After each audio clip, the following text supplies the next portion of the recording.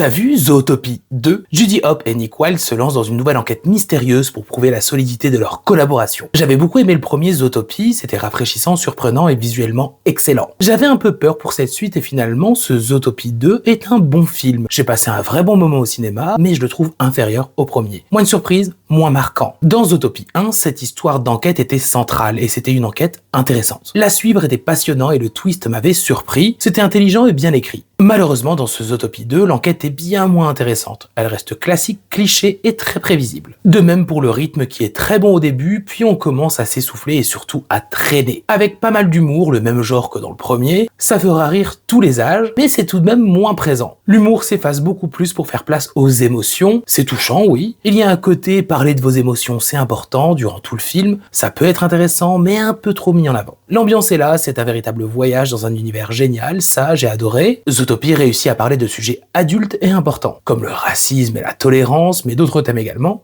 Dans le premier, c'était central, alors que dans le second, c'est présent mais moins impactant. Il est clair que le thème fondamental ici, c'est la relation entre Nick et Judy, et je trouve ça dommage de ne pas avoir différents niveaux de lecture aussi intelligents que dans le premier. Même s'il y a bien des sujets matures toujours présents et des parallèles intéressants à nos sociétés. Ce qui fait que les autres personnages sont moins développés et moins attachants. On reste globalement sur Judy et Nick, qui sont les personnages les plus importants du film. J'ai adoré toutes les références aux autres univers Disney, il y en a partout, tout le temps, et ça ne s'arrête pas qu'aux œuvres Disney, c'est toute la pop culture qui a le droit à des clins d'œil. Niveau réalisation, c'est excellent. La mise en scène est remplie de bonnes idées, c'est tellement inventif, mais c'est également le cas pour les différents designs, que ce soit les personnages, les environnements, tout est varié et créatif. On a le droit à tout un univers bien développé visuellement parlant, avec une DA qui me plaît toujours autant, une bande son réussie, même si Shakira ne me fait plus vibrer, et les doublages toujours d'une grande qualité.